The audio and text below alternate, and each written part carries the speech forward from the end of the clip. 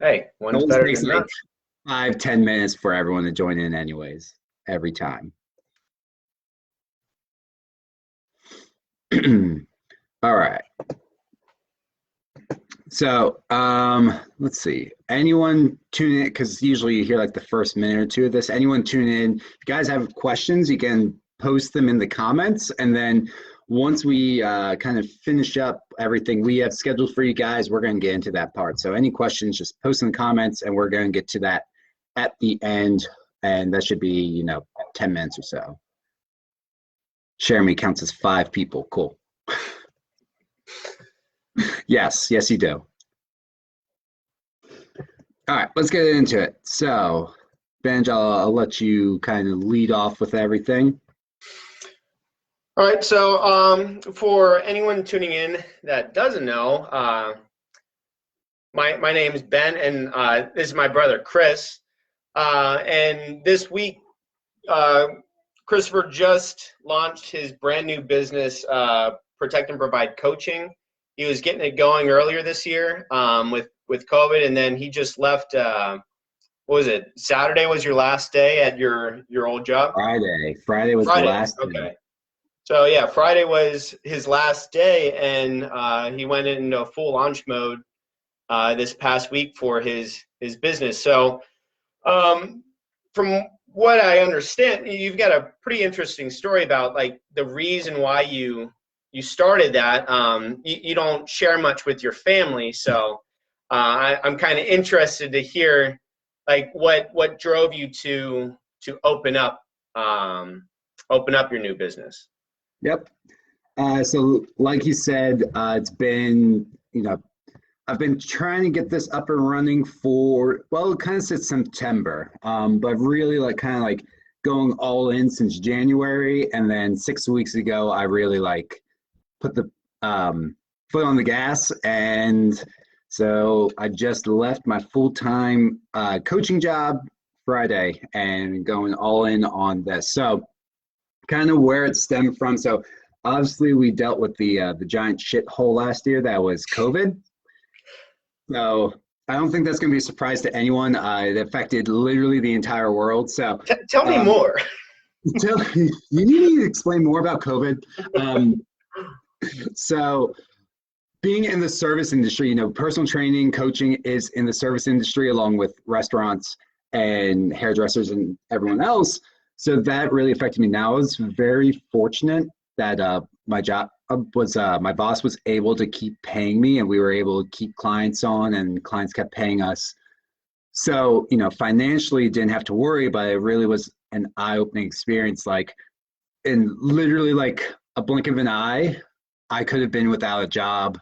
I have a mortgage. I've been in the house 3 years now. So at that point it was 2 years, and it's oh crap, how, in the future, if this happens again, God forbid it happens again, but how can I pay the mortgage? How can I pay the bills? So, obviously we've reopened, now we're getting a few more viewers. So when things reopened, I sat down with my boss at the time, and he was like, hey, look, I think you're really good with, working from home. Now, I want to stop you real quick there. Yeah. How long were you guys closed until you reopened? So we reopened June 15th. So you were closed 2-3 months. Yeah, it was 2 or 3 months. Yep, that we were closed. I would say so let's see, we shut down March. So March, April, May, about a full quarter was just gone from business. So obviously any small business, any business at all, you lose an entire quarter and it's gonna hurt. Yeah. So I think it was September. It's late August, September. I sat down with my boss and he's like, look, kind of in my position, I kind of hit the glass ceiling. The only way to start really moving towards the stuff I want to do was to either take on more clients or do my own thing. So it was okay. That's pretty much the same speech my old boss gave me. It was either you can take over this, or it wasn't even really work more. It was pretty much, look, you can take over and open up your own place or run this place, and that's about it. Yeah. And so it's like, okay, I think I can do the online thing. So I've tried the online thing twice already and kind of failed both times, but I never really went all in on the online thing and never had the systems or anything else. So like previously it was just not good. So then in the meantime, my wife and I, we started trying for our first child, and we started that back in April. So like I told my boss this, and he's like, look, coaching and having a kid is like terrible. Like you can't You're talking April of 2020 or 2019? 2020. Okay. 2020 we started trying. I believe it was April, May. But yeah, so he's like, look, you have early mornings, late nights, like you're gonna have a kid on the way, you're not gonna be sleeping, you're either gonna be coaching all the time and not be there for your wife and your future child, or it's going to be the flip, like you're going to get fired because you're not doing your job. Yeah, so basically, and kind of the thing I always thought with the coaching schedule, and for those that don't know, because you didn't really talk about that, so we both pretty much worked the same type of career for a little bit. I do something different now, but at the time, my schedule was wake up at 4 a.m. and you're off work by 10, 11, 12 in the morning. And then you go back to work around 3:30 to 4, and then you're done by 6 to 7 at night. So, and your schedule is pretty much the same with that. But my thought was always, okay, this is fine now. I don't have a family. I don't have kids or anything. But if it gets to that point, I'm still working this job and I do, it's, okay, you're missing sending your kids off to school every single morning. You're never going to be at any sporting events in the afternoon. You're never going to be able to pick your kid up from school. You're probably going to miss out on homework time and spending because by the time you get off work, it's time for kids to go to bed. And so literally that gap of time in the middle of the day was, yeah, you were off, but your kid's at school at that point. So you never spend time with your family when they're home. Yeah. Yep. So that was basically kind of the route we took here. So obviously it took I was thinking about trying to figure things out, and then kind of like January, I was trying to figure out a name. And I've done Chris Heskett Fitness in the past, but I was like, they're all generic. Everybody does that, and it's fine. It works. I actually changed my Instagram, my personal page Instagram handle back to that, but it's not like I'm not passionate about it. So, a bunch of my audience here is going to know I'm really into hunting and shooting sports, and be more specific on that one. Let me rephrase that.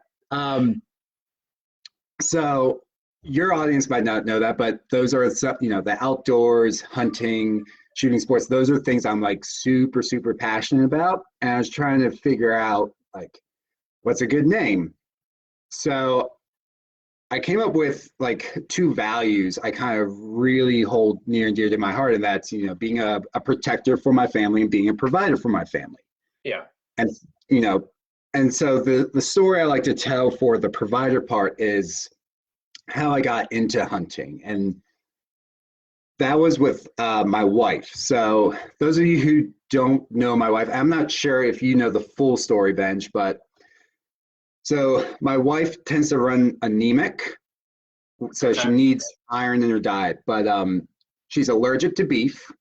So there's a major source of iron out of the diet there. She also, she can't take iron pills I'm not going to get into the reason. So she can't supplement with iron, and she's allergic to that. So the choice was either buy stock in bison, which, at the time we just bought a house. So how are we going to afford bison every week? Or it was well, I could hunt and get venison, which is an even better source of iron than beef is. And she likes venison. So I was I'll do that. I will get a deer and that'll take care of the red meat needs for a year. And at the time I was like, I'm just going to get a deer, you know, I'm just going to be big game hunting, you know, hunt like a week or two out of the year. And then it was like, nope, I like dove headfirst into hunting, like down the rabbit hole we go. Yeah, because you started out just like kind of little interest, and even I would joke around with mom and dad of, you know, you used to never be interested in that type of stuff, and then I was like, oh, you know, that's weird, you know, Christopher likes hunting now, and then now you're just like, I gotta learn how to like kill everything. Sorry, vegans. Literally, like, you know, it's on my calendar when opening day of each season is like, it is what I think about 24/7 anymore. If it's not that, you even got into fishing. Huh? You even got into fishing. Yep, like, I got back into fishing. If I can eat it, you know, I'm gonna find a way to catch it. Yep, pretty much. So that's kind of how that went. So that was that half of the name. Like that was the provide. The protect is just, you know, I've always been kind of into martial arts, and just like that's just something like with, I think every guy should be, is a protector for their family. So that was kind of where that name came from. And the way it ties into like health and nutrition and fitness and everything is, you can't do either of those without being healthy. Like you have to be fit to be good at either, like be your best. Like you can be good, but you're never going to be your best. Yeah. And so fit, you have to be healthy. Like if, whether you're providing, like you're actually providing food and to your family, you're, you know, building a house like that, or you're just at your job, like you're making an income. That's where, like, to be your best, you have to be fit, you have to be healthy. If you have a desk job, being fit and healthy, you're going to be, you know, have better mental performance than if you're just like slugging energy drinks every day, you're eating crap and you're going to bed and getting only like 5 hours sleep. You're never going to be at 100%. So that's kind of how the name ties into, and pretty much matches anyone, because anyone, like if you think about, if you're a mom, you want to protect your kids and you also want to provide the best Talk about you there, Jeremy. The best experiences for your kids. So it ties in with those values are important for anyone. Yeah. So that's kind of where the name. You had said, you know, you thought every, you know, guy needs to be like, but it's not just guys. Right. It's like, yeah, you know, that's one side of it, but you know, women just the same. You know, the healthier and fitter and stronger you are, because maybe that guy's not around, you know, or he's not there every, you know, 24/7. So if they, you know, they have to be able to protect themselves or provide as well. Right. So you need to be fit. Like as a woman, you need to know some self-defense. You need to be able to handle a firearm. You need to, you know, all those different things. That's just the protect side, and then the provide side's a whole nother thing. But that's, you know, Ashley, yeah, there are a lot of shooters who are way better than me. There are some women. There is some, and I know for a fact Ashley can kick some serious butt. She sent me the security feed while she's working at the hospital and taking some guys out. Yeah, exactly. So that's where kind of the name came from, was like those two values I hold near and dear, but really relate to anyone. Yeah. Sherby, yes, Ashley, we have you ready for anything. Yeah, those two right there are I wouldn't want to be stuck down a dark alleyway and messing with them. No. So that's kind of like, thanks for speaking. Yes. So that's kind of where the name came from, and kind of where the logo came from. It's the logo is a shield, so it's, you know, protecting, and then I did the mountain because, like, for hunting, like the mountain provides as a hunter. So that's where the logo came from. You had the shield and you had the mountain. Oh, I mean, even mountain is almost a symbol of strength too. You know, it's mountain's been a symbol of strength forever. Like if you want to go super far down into that rabbit hole, but that surface level, that's where the logo. That's why I picked that logo. Okay. All right. So What's the next part we have? What's the next talking point we have here? Well, you had kind of said that, but that kind of leads into of also like why you started Protect and Provide. Essentially, COVID opened a huge gap Yeah. to everything with our health, our fitness, providing for our family, protecting the family, protecting and providing for ourselves. Yeah. And essentially what you and I had spoken about is that it proved that, hey, everything we thought was good can be taken away literally overnight, in a day, a week, a month, 1 year. It really showed that we're not invincible. Which, for the type of job you and I had, that was like clear as can be. So Yeah. yeah, it really showed that. And with, a lot of people, gyms were closed, so then they couldn't continue on with their healthy lifestyle.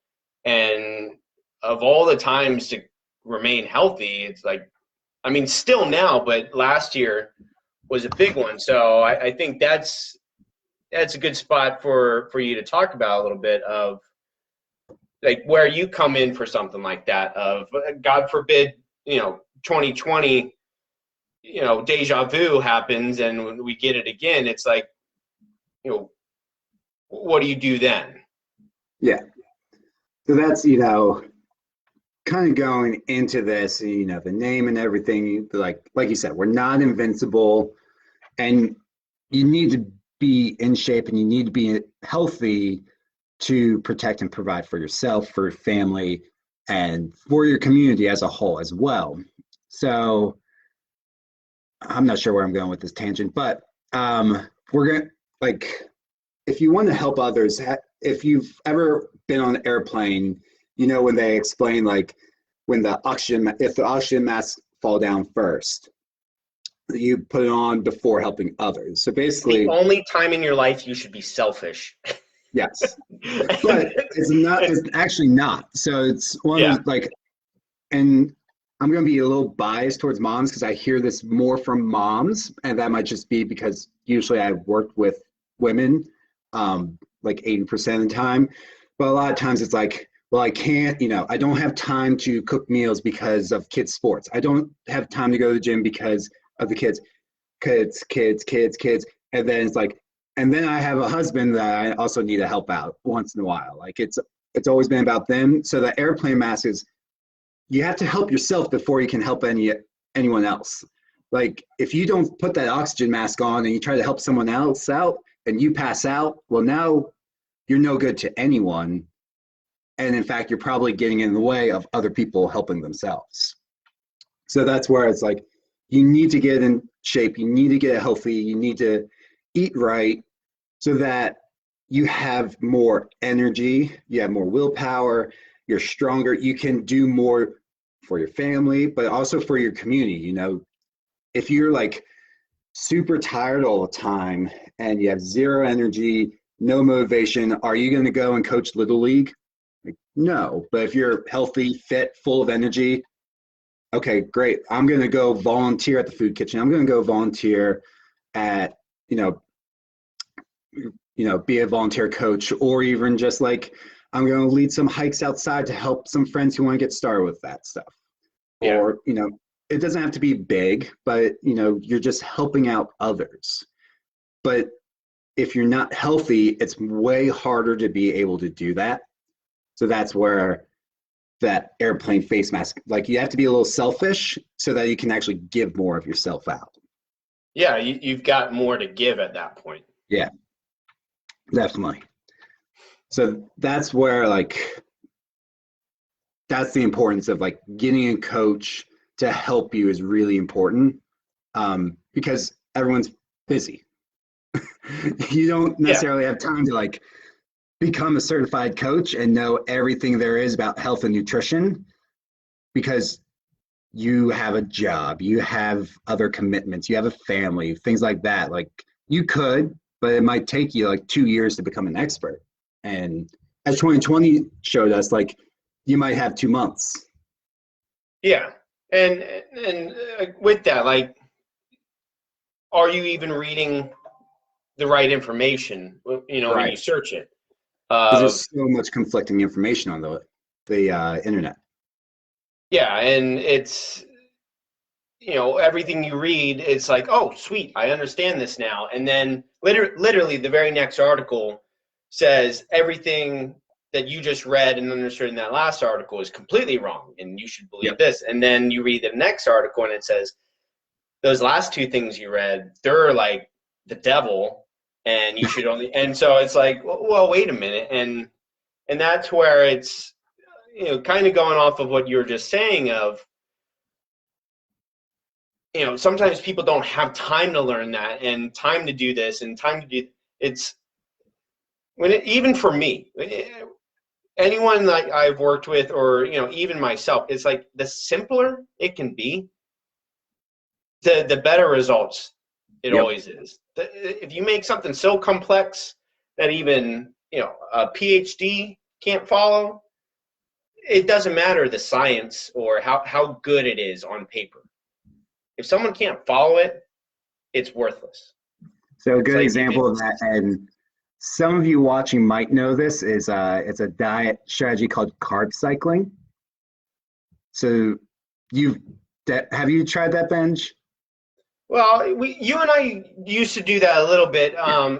The simple version for those listening is carb cycling. There's many different ways, and literally everyone you ask has a different opinion on how to do it. But I'm gonna give just the two simplest ways.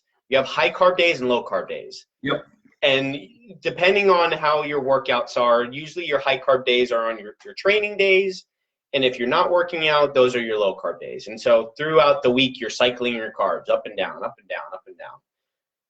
Works great if you're single and have no kids. Yeah. Yeah, so And I would get if tons of, you like, I would plan get moms to ask, yeah, and they would planning be each like, individual day too. yeah, you have to plan out all your days, like certain meal, like you can have certain foods on certain days because, like, obviously on a low carb day, like pasta's not a great idea. So I would get these moms and like, I want to do that. I'm like, you shouldn't. And then it'd be like 2 weeks later, they're like, yeah, it's supposed to be low carb days, but my husband wanted pasta for dinner, so we went out and to an Italian restaurant and had pasta. Like, Yeah, there's zero flexibility. or you just do like, let's do a regular diet that's, maybe your progress is a little bit slower, but instead of being like that situation where you get frustrated and burn out in like 4 weeks, you can do it for 6 months or a year. Like, okay, your Well, progress was a little slower off the bat, but if it's 5 exactly. pounds a month instead of 10 pounds a month, great. This diet, you lost 10 pounds in 1 month and then gained half of it back. This other diet, you last a year, 5 pounds a month, that's 60 pounds. Yeah, and that's what I was going to say of the one might initially give faster results, but they're not sustainable. And so you end up back to where you were, Yeah. At the beginning, where the other one initially it was a little slower, but by the end of it, if you're still doing it, or maybe you can do it forever, it might be a diet that is sustainable like that, of you got mega results in the end. And then, Yeah. oh, wait, you're still doing it. So you're still getting results. Yeah. Those aren't going to go away. Yeah. And whoever told you, like, you can't Google yourself healthy, like, that's a great quote because it's really hard to do. That was Like, Jeremy. All credit that was goes to her. Jeremy. Yeah. Yeah. It's so, like, if you just go like right now, like if I pull up like Google and type in like healthy diet, I bet there's 1 billion results. Click button. Healthy diet. Go in. Doesn't that show? Oh, there it is. Not a billion, but 61 million results. So Like, just off the searches, what are like the top 5 things that it comes up with? so this is from Cornell, Nutrition to Healthy Certification, Healthy Diet from the WHO, HealthyEatingNutrition.gov, Mayo Clinic, LoseAbdominalFats.com, a 14-day diet, lose 30 pounds. Not gonna work. Yeah, so you've got government, you've got doctors, What did Ashley say? I know you. Yeah, exactly. Your Facebook Dr. feed Google told you and Facebook differently, feed told me Ashley. differently. You're proving our point. Thank you. My favorite thing to see on Facebook is like it would be like it's like a picture of Gandhi and it's like a quote from like Star Wars and it says Gandhi and it's like because Facebook said it's true, it's true. It's like no, I think it was like a quote from Yoda. Yeah, I mean, Yeah, don't use Facebook. Um, now that I got off on that tangent, I forget where we were at. Oh, you can't Google yourself healthy. Like obviously, like we just talked, there's so much conflicting information. yeah. Um, and that's where like, you know, having I'm just like that's why I hear daily. Like finding like a good coach is really important because it kind of bypasses that stuff because either they've have the knowledge base to know what actually works. So it basically cuts down like you have to everything like a new skill. There's always a learning curve. Like Yeah. you really suck at it. You're getting better. You're kind of good, and 5 years is like you're great. 5, 10 years down the road, like the first year is like suck. Years two are like good, bad but not terrible. Good is like 3 years. So like hiring a coach, you bypass that first like 2 years, puts you right at kind of like good. Yeah. Like, okay, cool. Like we just bypassed all this learning curve. The downside is you have to pay someone, but that's the payoff is we can't buy time. Yeah. Like you You're don't either get going time to back. pay, you're going to pay for it in one way or another. Right, You're going to pay for it with time, or you're going to pay right. for it by paying for it. You can't get time back. You can get money back. Yeah. Like every month there's for most of us, there's a paycheck in our bank account. Money comes back. So you can buy time by getting someone, whether it's, a fitness coach, a business coach, whatever, and they accelerate you to where like you just made 2 years of progress in 3 months. Cool. Cause you Yeah. got rid of all that shit. And to go with that, like one of the things that I've always thought is you have coaches and then you have actual good coaches. And the difference is a coach is just someone who they've learned a lot of stuff, but maybe they've never applied it. And I mean that to themselves. A good coach has learned something new and will never, ever teach it or preach it to someone unless they've tried it out themselves. And so like I just know like for you and me, whether it's supplements, I'll never recommend a supplement unless I've tried it myself first and I know how you might respond to it and how you feel on it. Even a new training style or program or even an exercise, you can't teach someone how to do something if you've never done it yourself.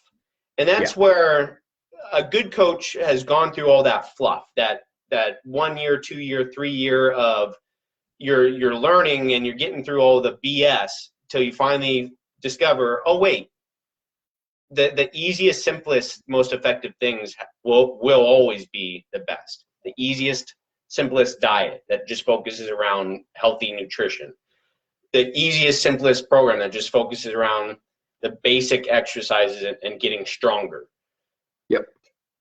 Yeah. Where the good coach comes in is he or she is able to take that knowledge and then apply it individually to every person, because everyone's different, and that's where it's not just cookie cutter programs. It's okay, I've got a tall tall person, a short person, someone that needs to lose weight, someone that needs to gain weight, someone that's got a disability, someone that their motivation is completely different from everyone. They're motivated in different ways for their training.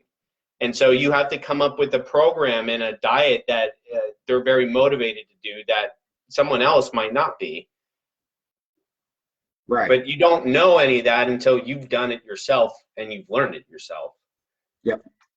So yeah, so that's, the other thing is like on that supplement is like most of your coaches have also like in terms of like we're just sticking with health and fitness coaches, but we've tried it all. Like how many supplements have we tried? Like I've tried almost everything under the sun. I can tell you what works, which is very few, and what is a waste of money, which is 99% of them. And Literally so what if we you just, look at like what I would recommend like 10 years ago compared to like my list of yeah. supplements now is like this is like you're gonna look at it and be like, this is boring. Like nothing on here is like, oh, I get to take this. Like it's like vitamin D, Yeah. multivitamin. Most of what I used to think was mandatory now fall under the optional / convenience section Yeah, for me. And those that I used to think were optional now fall under the mandatory, like mandatory. daily. And yeah, Yeah, it's none of the fancy stuff. It's actually the stuff that's like you said, vitamin D. Right now, I'm in my office. The sun isn't even out today. My skin gets burnt when I'm in the sun. So it's like I need to supplement with vitamin D. There's other things to fill in, like deficiencies as well. I take some greens each day because it's like that kind of fills in the gap. A yep, protein powder, maybe. it's there for convenience. Yep, Because I train on an empty stomach in the morning. Um, that's why I take the workout product I do, because I'm not eating for the first couple hours. If I was training in the afternoon, maybe that product is different because I've already eaten and I have something in my system. But in the morning, yeah, I need something with some aminos and carbs. Otherwise, like I'm not going to recover well, and then I might not perform well when I start work. yep, Um, so it's like so many supplements are more of like case specific yeah, and dependent exactly. upon that. But like the mandatory ones are pretty much everyone needs them. It's Yeah. it's like And what Shermy say, magnesium. That I still like. That's kind of the in between. Like I recommend for most people, but it's still like not everyone. But yeah, most people, yeah, magnesium's total good. I still take it. I've been taking it daily for about 10 years now. yeah, I take it, and I just got her started on it with a couple of different forms. Um, she works a lot, and cortisol is always high and trouble sleeping, Yeah. and so it's like in that situation, magnesium extremely beneficial because Yep. that's going to help bring all that down versus like that just stays constant all day long. Yeah. Yep. That's definitely very helpful for most people. Yeah, and she trains her ass off when she works out. Like I'm usually the one telling her she has to rest and slow down, and so it's depleting herself, Yeah. each work, and so you got to replenish that. Right now we're really biased towards like health and fitness here, but coaching can be anything. So like I have a business coach that I hired, and I've worked with many business coaches before. Same thing like Benj with you have like a trading coach. Yeah, So like a good coach just is super helpful no matter what. So whether or not you're going to get a fitness coach or you know, coaching across the board is really, really important to have because it's just that time thing. Like you pay for it, so you bypass that learning curve and you just start getting results right away as long as you implement what they tell you. There's that part. yeah, There is some, anytime you get a coach, there is a personal responsibility of you have to implement. yeah. For my instance, trading, if I don't follow the process and the rules, I lose money. Yeah. That's the result of not following. Yeah. With fitness, health and fitness, by not following the rules, you don't get the results you want, or and whatever that is, improving your health, your blood work never gets better, or trying to lose body fat, you never get leaner, or trying to accomplish a lifting goal, you want to lift X amount of weight on an exercise. Like if you don't follow the the the process of that, you're not going to get it. Yeah. Yep. And there's always a result of that on the positive and the negative side. It's Yep. Exactly. All right. So I think we've rambled on long enough here with, man, we are over our 30-minute mark here. Cool. So I think we've rambled on long enough here. So let's move into, if you guys have any questions, we have a few questions here. I'll see if I have any off of Instagram, but Yeah, I'll double check as well. yeah. So let's start off with the fun one here. Just go right into it. What do you think of the keto diet? So, Benj, what do you think of the keto diet? My thoughts are I've never done it. And the reason being is, a couple things. Anyone that knows me knows, like, if you want a happy guy, like, I should have some carbs in my life. And that's just like one instance. Like, I when I decrease carbs, I don't perform well, I don't feel well, I'm constantly hungry. It does not matter how many calories I consume, either in a sitting, in a day. I could be in a calorie surplus, but I have this feeling in the pit of my stomach of, like, I'm just famished, I'm starving. Yeah. And so I just know, like, a keto diet, it's not going to work. And that's where everyone's different.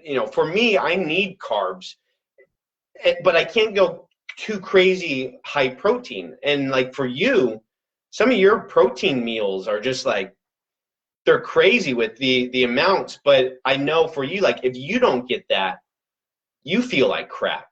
Yep. Like, your carbs are still kind of high, but they're less than, I'd say, like, the amount of protein and fats you consume. It's a little more higher protein than what I'm comfortable with. So yeah, there's the way I tend to diet. I like to diet myself is if I'm trying to gain weight, I bump the carbs up, but protein and fat stay about the same. And when I'm dieting like I am now, carbs come down, but again, protein and fat stays the same. But on that note, so something I've done and something I've do with my clients now is Seeking Health.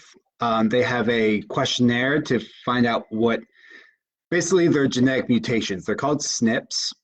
Yeah. So I know I have this, and Ben, you probably have this as well. Is there's a SNP on your gene that's MAOA, and don't tune out yet, guys.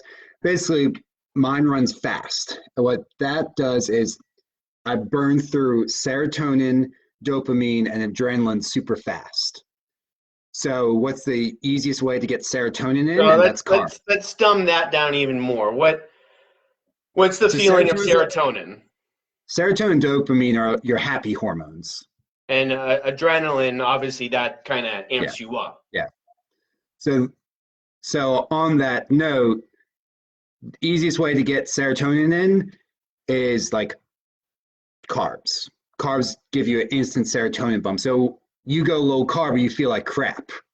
Yeah. And your body just knows all the time, like, I can get the serotonin from here. Now, you haven't done the test or anything. I've actually done the test, and I have, like, yes, it is. But I just had a client do the same thing, and she said she's done the keto diet, she's done low carb diets, she feels like crap every time.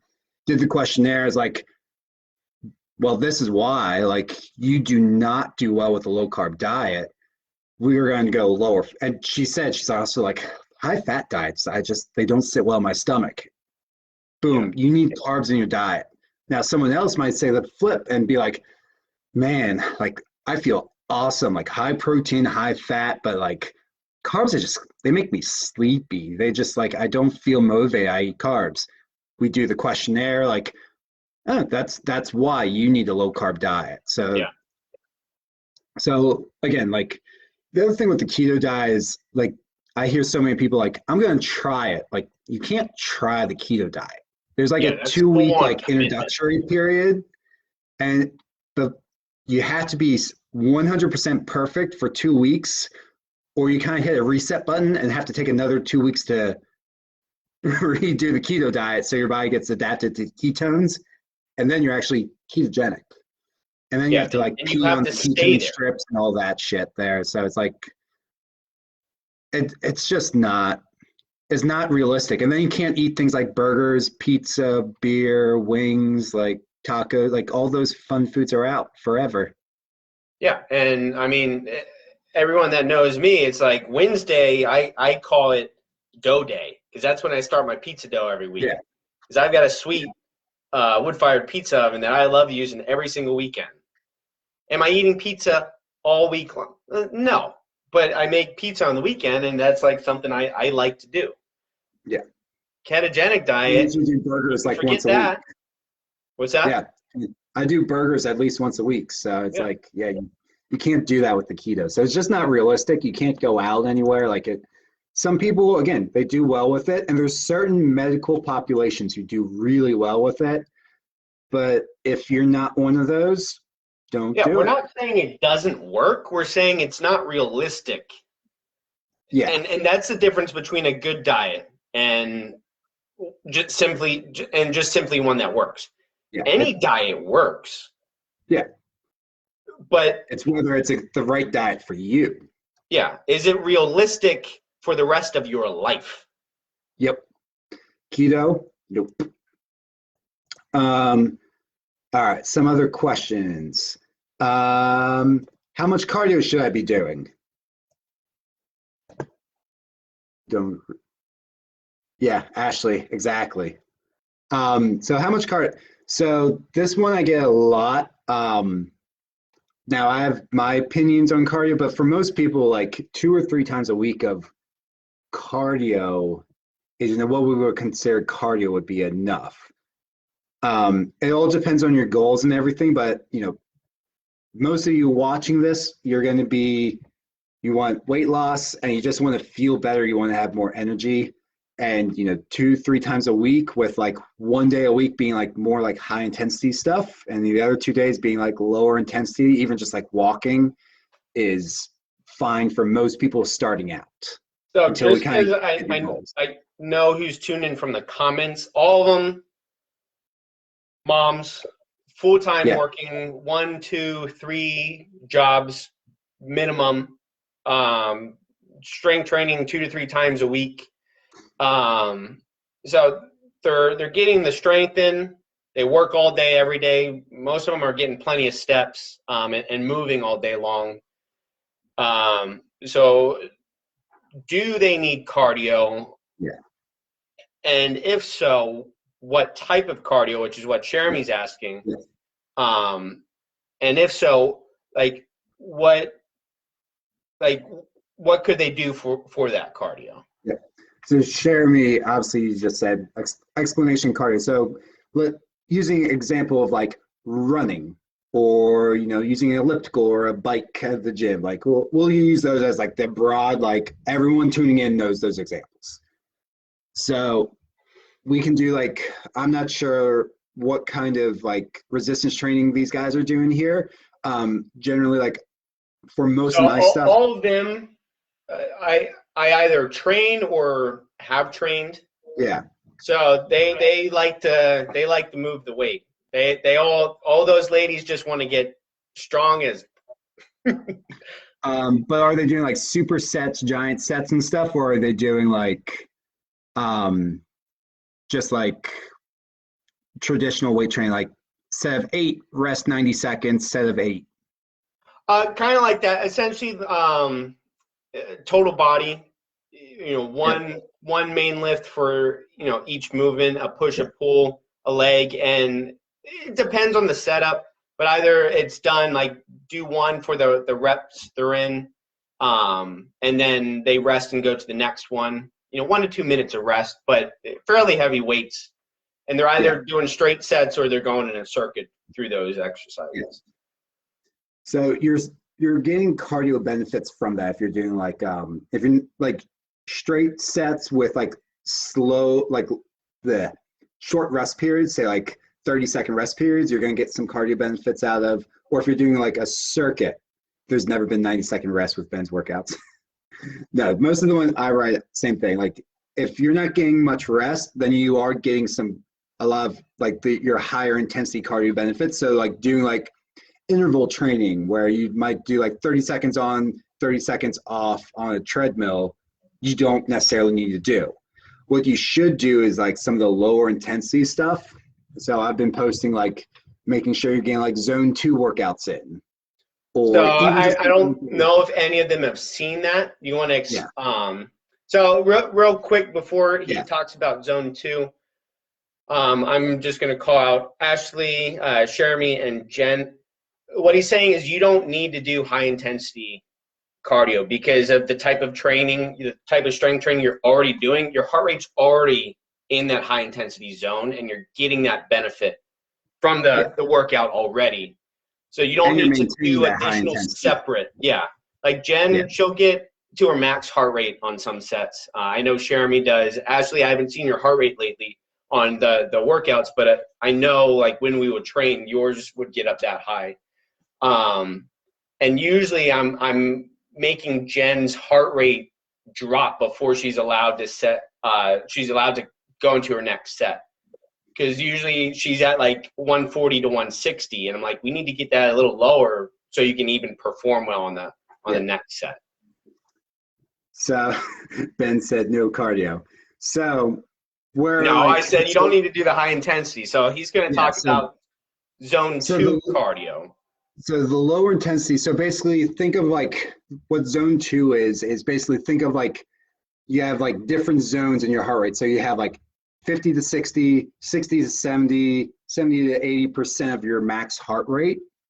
So he's saying, so 60 to 70, so 50 to 60% is like zone 1. That would be like if you're just like going for a walk.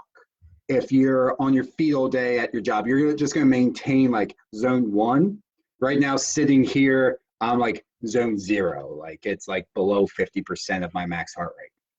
So zone 2 is this weird little position where it's like it's above zone 1, so it's like a little bit more than a walk. It's more like a power walk, or like if you started like going up a hill. But it's not like a true workout. Like if you're used to high intensity stuff, like you're gonna be like, this is lame. It doesn't feel like a hard workout. But what that does is it helps build that aerobic base. It allows your body to utilize oxygen a little bit more. So in terms of your workouts, like where this is important, it helps your body burn fat better. So you're better able to access fat for, to burn as energy. And it also helps you recover because your body starts building more blood vessels into the muscles, all the little capillaries. So then you can recover from your high intensity stuff faster. So when you're doing like your high intensity workouts, you're going to see like that heart rate spike. And then if you stop working out, instead of like the slow kind of drop, you see the spike up and you can maintain. And then when you stop, you see this drop and you recover faster. So then you can either do shorter recovery periods, or you can just get more work done because you're able to maintain that higher heart rate for longer. So that's where like doing like this lower intensity cardio where it's that 60 to 70% range is really important to do because most people skip it. We're either zone 1 or in my case, zone 5. Like I'm pushing, like I want sprint workouts, hill sprints. I'm doing squats and stuff like heavy squats, high rep lunges. Like we're either maxed out or not at all. Yeah. And I, even me, I'm very much like that. That's kind of how Jeremy rolls. She's like all in or nothing at all. If she's not going 100%, she's like, was that even a workout? Like, that was a waste of my time. Also, no, it was still good. It also helps keep you injury free because it helps you recover faster. So you're less likely to get hurt doing those workouts. So again, for me, what I've been doing, because I've been getting ready for hunting and I have a backpacking trip coming up in a few weeks, is what's called rucking. Basically, it's like I throw weight in a backpack and go for a walk. So it's like a 20, 30-pound backpack, and that gets your heart rate up automatically. But it can be a slow jog. It can be a hike. Like if you can power walk fast enough, it can be that. Or you could just go for a bike ride, and it's just you got to keep like a good pace, not too slow, but you're also not trying to be a speed demon and run everyone over. Yeah. So that's where that's important. So how much cardio? Again, 2-3 times a week. It's easy to incorporate it because it's not that intense. Stop telling me not sure. All right, so let's move on. Best protein powder. This question. Best one you found, Benj. The one you digest. That's probably the best answer. I don't have any particular brand. I go through a couple. I found really, when recommending to people, like, do they digest it and do they like it? I like the Ghost protein powders. I've used the Now Foods one for a long time. There's the Terra's Way, and even the Biotest one, the metabolic drug. Like, all those are good. It really just comes down to, like, do you like it? Will you use it? And, like, does it do what you want it to do? And what I mean like that, like, no, it's not going to grow little magical muscles just because you took a scoop of protein powder. What I mean, like if you're getting a protein powder because you like to bake with it, well, you want to get a protein powder that bakes well. You don't want one that dries everything out and makes it taste nasty. Or, like, do you want it just for shakes? Well, you want one that mixes well. Or, for me, I do it for convenience only, and I do it for smoothies. So it's got to taste good in my smoothies, and it's got to blend well in my smoothies. So, but other than that, like, it really just comes down to digestion in the end.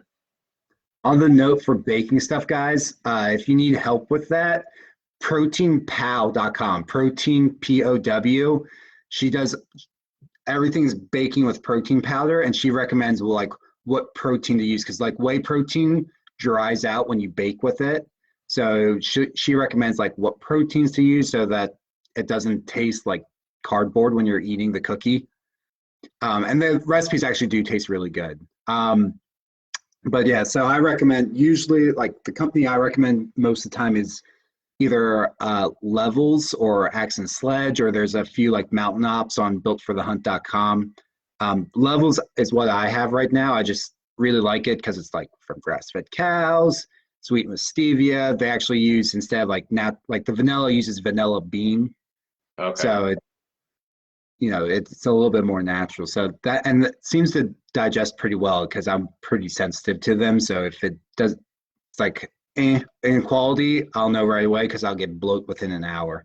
Yeah, that's the biggest thing. Like, with the digestion, people joke, and it's a little silly to say this, but it's like the whole protein farts. Yeah. It's like, if you're getting that, throw that product away. You don't digest it, and it's actually doing more harm than good. A lot of people like to joke about that of, oh yeah, high protein diet and I'm gassy all the time. It's like, no, like, that's a problem. Yeah. If you're gassy all the time, that's a problem. Because you're not getting a high protein diet, you're not getting that from like eggs and beef and chicken. You're getting that from the 4 shakes you drank. Yeah. And obviously they're like crappy quality. And your body's saying, don't put this in me. Yeah. So yeah, that's my take on again, it's more like a convenience thing. Like, I still take one usually every day. I know, Benj, you don't necessarily take one every day. And again, it's just convenience. Like, I don't have to make like a 4th meal. The only reason I haven't is I've been getting enough from Whole Foods. I've been making some smoothies with some Greek yogurt and just putting more of that in instead of the protein powder. And then I've been making sure to get enough the rest. But I mean, last month I still had my protein powder. And honestly, I just haven't ordered any because about to go on that trip, you'll be there as well. It's like, I don't want to order a bunch of stuff right before I leave. It's like, I'll order it when I come back. Yeah. So what I was going to say is, anyone that's still listening, do you guys have any questions? Pretty much, kind of before we wrap it up here. Yeah, I got to wrap up in a couple minutes here. So we still have a few questions on here, but we'll open the floor to any questions you guys have. Obviously, we answered the cardio one.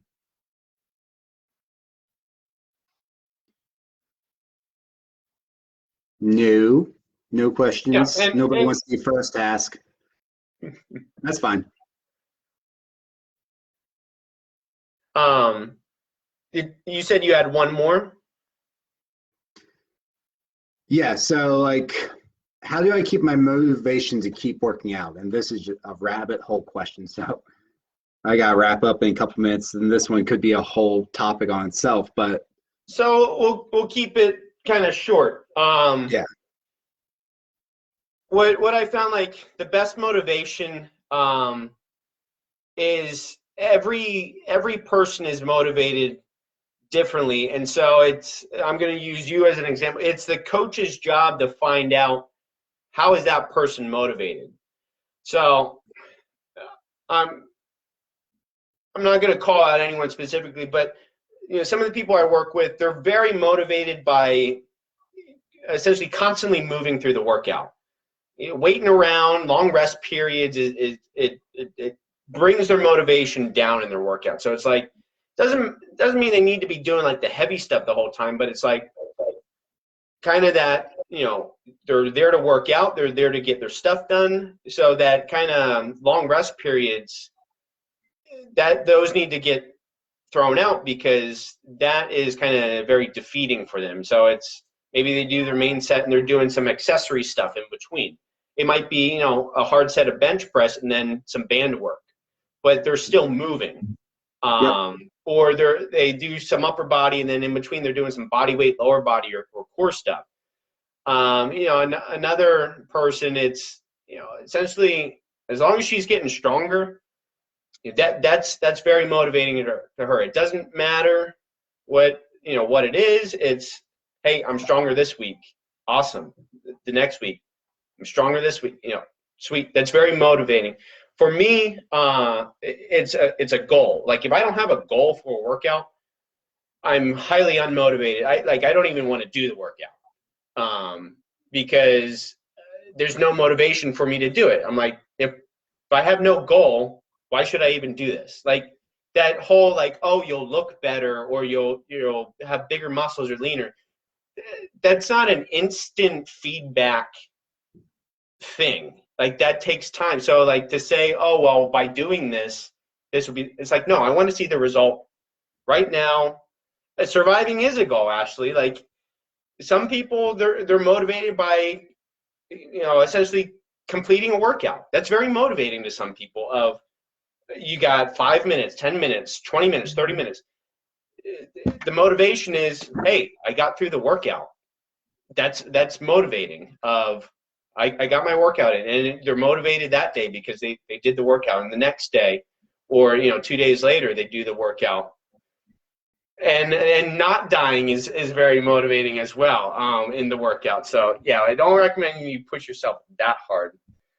Do you have so anything to add to that? I'm gonna change the direction. It's, having a good goal or goals is always really important, because motivation's fleeting. Like, it lasts a few weeks and then it's a fickle bitch and it goes away. And then if you don't have any good goals, you're not going to be motivated. So a good goal it's quantifiable. So it has like a number, like lose 10 pounds, add 20 pounds to my squat, run a 5K in this amount of time. Like, those are, examples of like common goals. So it has a number and it has a date. So like the 5K, run this time by this date for a 5K. Like, you signed up for a race. So there's like the goal. You have an end date, you signed up, you have that. And then if you want to take it another level, you start telling people about it. Because if you hide it and you're like, I signed up for this, haven't really been training, like, I'm just gonna not go because I haven't told anyone. But you tell like 10 people and they're like, you getting ready for the 5K? And you're like, oh shit, people are watching me. I better get ready. Yeah.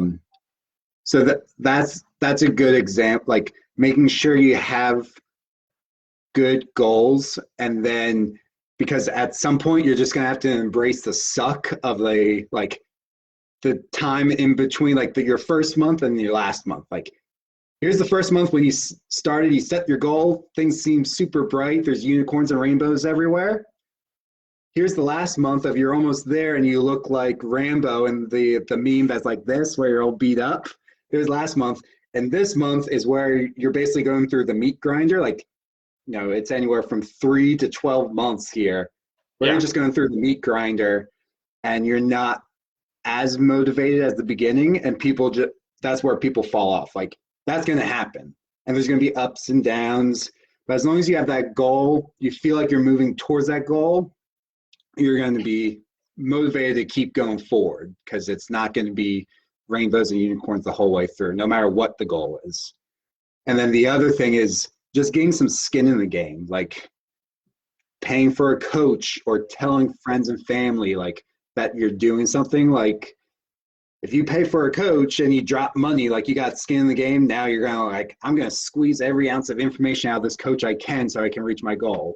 Or you tell your friends and family, you're like, I don't want to let these people down. Like, I gotta, last time I failed losing 10 pounds, I'm not going to fail this time, because now I told, my brother and my cousin, and I don't want them to judge me, or whatever it might be. Like, find something that's motivating to you. Yeah, and it was something silly, but sometimes I don't even realize I do this. Is I was telling Bill, and for those listening, he's my best friend, but he's emergency firefighter, and so I was sending him some stuff that would be more applicable for his workouts, and one of them was like a heavy. It's called gun holds. You hold a heavy weight and you walk with it, essentially like this, and it essentially replicates like if you're carrying somebody or you're trying to get someone out of something. And I said, a cool goal for me would be able to do that with 100 pounds for like the distance.